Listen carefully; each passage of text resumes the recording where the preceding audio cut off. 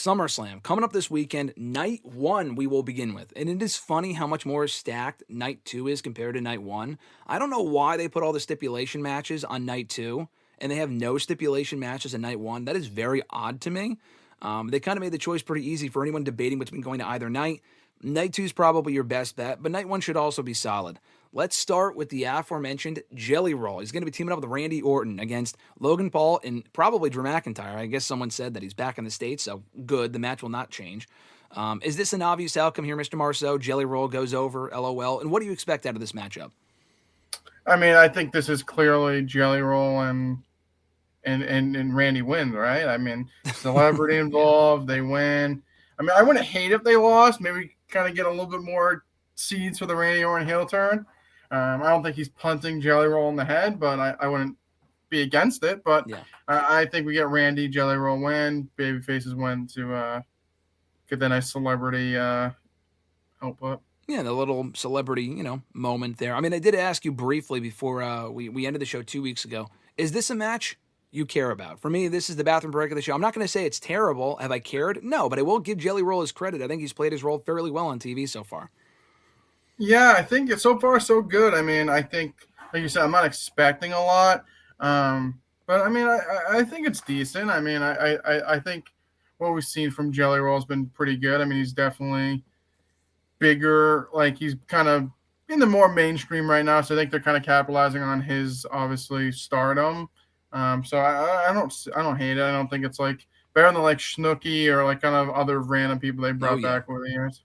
Yeah, no, that Snooki match is still pretty awful, even in retrospect. Nothing against her as a person, but had no interest in at that point. I was not a Jersey Shore fan, so I didn't really give a shit personally. Missing out. I know you've gone back and watched it a few times, haven't you? It's my lullaby every night. That's so funny. The Judgment Day versus Charlotte Flair and Alexa Bliss for the WWE Women's Tag Team titles. We've mentioned this before. Loving the duo of Charlotte and Alexa. I think they've been working really well together. This is the time. They did not win at Evolution, which was the right call. I think they take the titles here. Do you agree? Yeah, I mean, I think I like both teams. I think, honestly, Raquel gels better with Roxanne. I don't know. I feel like they feel more unified than she did with Liv. I don't know. I feel like as a team, they look good together. I mean, they do have matching gear, so that probably helps a little bit. But I don't know. I just feel like their connection, like the entrance, I don't know. They just feel more gelled. Like before, I feel it was like Liv. This is Liv. Like Liv. And then you have Raquel in the background. I feel like with Roxanne, they've kind of felt more as a team, like more as like equals. Yeah. So I feel like they've actually been gelling well together. Charlotte and Alexa, I think their tandem's been great as well. Like I said, I think they most likely win the belts here. I think they've been great. Lost at Evolution. But I like the Flair Bliss combo, so I would put the belts on them here. Yeah, do you think that's also a combination of, with Raquel and Roxanne, you make a great point. I think they do have good chemistry together, and they've worked together very well, not to take away. Like we talk about Alexa and Charlotte, but you gave your praise for the Judgment Day too, which I agree with. Do you think another factor of that is, I don't know if you saw this, but Raquel said recently, or Kevin Nash actually said recently, that she needs to work more like the big man style, like the big, I don't know, big woman style is the way to say it, but she doesn't wrestle like her size. She doesn't wrestle like a giant. And she heard that.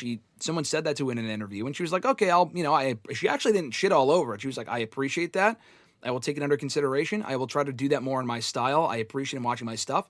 And it kind of feels like she's actually adapted that mindset to her matches. She kind of feels more like, as opposed to bumping all over the place all the time, she feels like she's actually taking that advice to heart, and it's reflected in her matches. No, like you said, I think they've gelled well. She's clearly the bigger one, and Roxanne's like the little tag team partner. Like I said, I think they've done well, and I think, like I said, maybe it's just a presentation, but they do feel like on the same level, and I feel like it kind of brings their unity as a team better than just she's Liv's sidekick at the end of the day. And Richie, I completely disagree. I do not think. Come on, Richie. No, I know he's kidding. The back muscles. I know your dad loved that too. Oh, the back, come on. So dumb. But no, I think they've been doing well. I think they'll lose here, but I do like them. Their current formation of Judgment Day. Yeah, I completely agree. I like both these teams a lot, but I do think Charlotte and Alexa take the titles here. Sami Zayn and Karrion Kross, the rubber match. Now listen, I like the two previous matches. They haven't exactly lit the world on fire. So this should be an interesting match. I think Sami wins. LOL. I like the fact that Kross made Night of Champions. I like the fact he's on this show. The fact of the matter is this.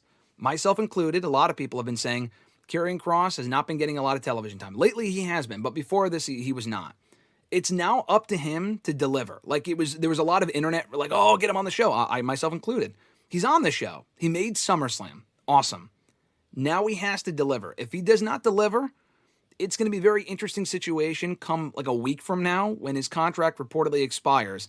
And apparently it's not re-signed. Maybe secretly he did. And not to make this match more obvious, I don't know. Genuine question, because I'm uncertain at this point. Do you think, first of all, who do you think wins? But second of all, do you think Karrion Kross stays? Like, do they re-sign him? I think it depends on who wins the match. If Kross wins, I would assume that he's staying. Yeah. If he loses, I would say he's leaving. Yeah, I don't know. I just feel like they have bigger plans for Sammy, so I kind of want to lean Sammy wins. Not that a loss to Karrion kills him or anything, because, I mean, he's like the underdog guy. They can always get him back. But with Kross, I mean, if he win, I mean, I feel like you have to either go in or you're all out, like at this point. So if he wins, you got to kind of keep going with that momentum. If he loses, then you kind of got to move on from there. So yeah. I kind of lean more Sammy. I mean, Kross had his win. It's kind of like the rubber match. Yeah. I feel like that one was kind of like all odds are stacked against Sammy there. I think Sammy wins here. Yeah, I think Sami Zayn wins here. Does Karrion Kross get re-signed? I'm honestly at this point thinking that he might not be. I think they want to phase him out and have him lose here, and then I think this is his swan song. Like legitimately, I think they might not re-sign him. Like, and you might think not you specifically, but like, oh, he's at SummerSlam. How can they not re-sign him? Bro, Braun Strowman was wrestling for like the United States Championship a week or two before he got fired. Like, I'm not saying he's not getting fired. His contract would just not be renewed. But I think they see this as a very important performance. If he goes out there and kills it, how can they let him go? I still would not let Karrion Kross go. I would re-sign him. But if he doesn't deliver here and he goes out there and has a dud of a match with Sami Zayn of all people, who's great, they might be like, we're not going to re-sign him. This is a very important match, assuming he hasn't already re-signed secretly. So I guess we'll find out this weekend. WWE. Yeah, I'm pretty sure Q3 budget cuts are coming up. So I mean. Listen, he might be on the chopping block. I hate to say, and I love Karrion Kross, but this might be the most important match on the card as far as does he end up re-signing and getting a push, or does he end up in those list of names and those Q3 cuts? Q3 budget cuts are coming, people. Get ready. Mm-hmm. Turn your phone off. If you see 203, do not pick it up. Jade Cargill, Tiffany Stratton, WWE Women's Championship. The build here has been kind of non-existent. The match kind of sells itself to me. They had a good match on the SmackDown after Mania earlier this year, so I kind of think the match should hopefully be good. Doesn't really work when they're both baby faces, though, especially when both women are natural heels. But I think the match will be good. I think this is where Jade Cargill finally becomes champion, right? I mean, they're finally pushing her as a single star. Tiffany, I think, has had a very good reign with matches with Charlotte, Bayley, Trish, Nia Jax, some very good matches. I think this is the end of the line for Tiffany Stratton as champion. But what do you think? Who goes over here? Who walks out champion? Yeah, I mean, I think looking at it on paper, I think Jade most likely wins. The hype for this match, I would say probably resting heart rate for me. The needle's barely coming off empty. I think it'll be fine. I just don't think, like you said, it sells itself, but the feud's been just there. I just don't really care. Yeah. I think Jade wins. I think Tiffany's been great. They haven't really given her a lot to work with, but they're both, like I said, both natural heels. Both are baby faces. Jade wins, I guess. I mean, if Tiffany wins, I don't really know where you go from there. There really isn't any other like heels for her to really face. So, I mean, I don't know if Bianca gets involved. I don't really know, but like that would be like the only thing to kind of make it somewhat interesting. But then she's going heel. But even if Jade wins, like there's no who's she gonna face? Fucking Chelsea Green and Alba Fire and Piper Niven. I mean, come on, there's no heels on SmackDown. So, and then you're gonna have Alexa and Charlotte, their faces anyways, but they'll be tied up with the tag team stuff. Yeah. So, yeah, I mean, I think it's kind of a lose-lose here. I don't want Tiffany to lose, but I mean, there really isn't anyone for her to face unless they move her to Raw, and then vice versa with Jade. Jade wins, okay, rematch, and then who? So yeah. Maybe that's something. Maybe Bayley finds herself on SmackDown somehow. Maybe that's kind of where we go from here. Like, give her something to do because she's a heel that we're probably going heel that has no set plans. But I'll go with Jade. But like I said, this match does I'll probably be sitting on my hands. Okay. Yeah, I mean, I can't imagine the crowd will be too into the action. I don't expect it'll be a banger by any means, but I hope I'm wrong. Yeah, you do pose an interesting question. What happens from here? Because they don't have a whole lot of heels. Charlotte's now a babyface. Alexa Bliss is a babyface as well. Let's not forget about that.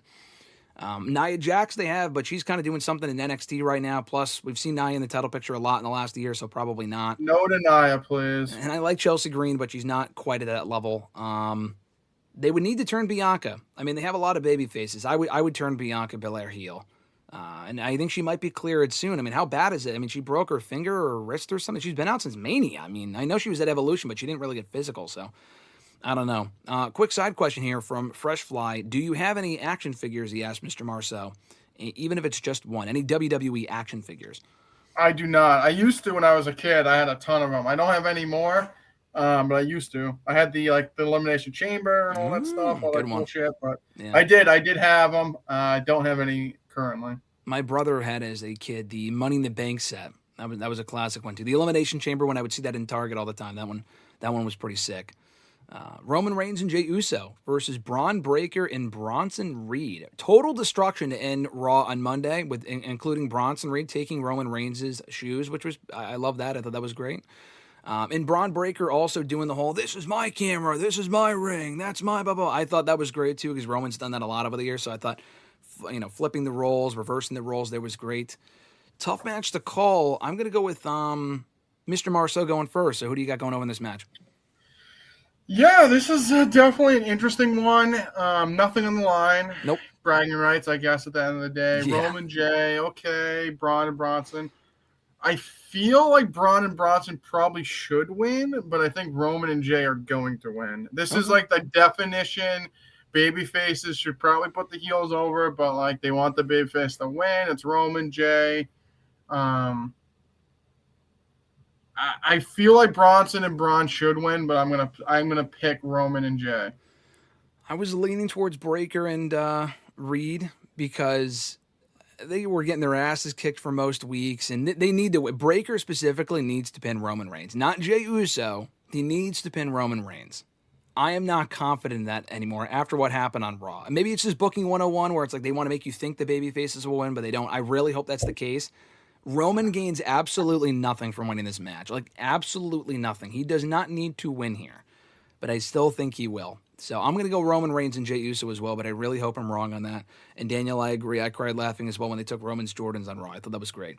But like you said, though, like if Braun and Bronson win, they should be pinning Roman. Like pinning Jey does nothing at that point. No, so that's like another reason why I kind of like I don't see them beating Roman. So like that's why I'm kind of like I don't really see that happening. I mean, they could beat Jey in any ordinary Raw. That's kind of the thing. That's the thing. Yeah, I mean, he's popular. I mean, it would mean something, but not nearly as much as if they pin Roman Reigns, who's apparently going away again after SummerSlam to go film like Street Fighter or something. Like, just have him take the pin. We say that it's easy, but I just don't know if they're going to do that. I mean, they might want to have the Triple H booking. I don't see Roman Reigns getting pinned. They overly protect top people. They never get pinned. No, they overly protect people. Ask Rhea Maivia, who we'll get to in the night 2 predictions.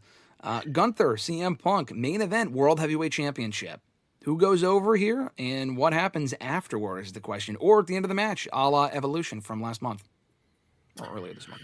Yeah, this one's a tough one. I mean, I'm leaning Punk. I mean, Gunther's had the belt. Won it back from Jey. He hasn't really done a lot. And Punk, like, okay, perfect. Punk gets his title match. He wins.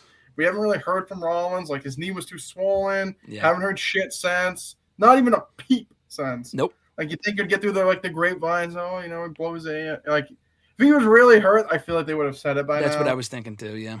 So I'm feeling like Punk wins. Rollins comes out, cashes in. Graham goes crazy. I go crazy. Rollins hits the stomp. 1, 2, 3. So I think Punk wins the match. Rollins cashes in and leaves with the belt. I think that's exactly what happens, too. I think Gunther winning just straight up would be funny, and I'd have no issue with that. I don't think that's how they end night 1 of SummerSlam. I don't think Gunther just beats Punk and they just go off the air like that. Either Punk wins or Punk wins and there's a cash-in. But I'm leaning towards the latter for the exact reason that you just said. They haven't said anything about it.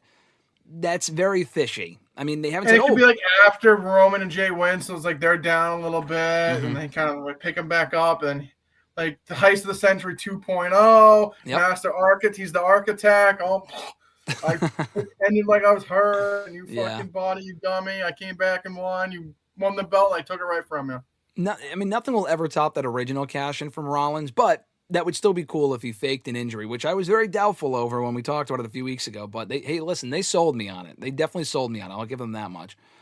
And Daniel said Solo did pin Roman in Saudi Arabia last year, so hopefully Braun will do too. The difference there, though, is that Solo is family. Solo is an NOI. Braun Breaker is not. If you're family, you can pin Roman. Jay's pinned Roman. I mean, Cody, honorary member of the NOI family. Honorary bloodline member. Yeah, Dusty and yep. Makes sense. Honorary makes sense. member. But Jay, Solo, they're all part of the family, so it makes sense. I would love for Breaker to win. I just don't see that happening.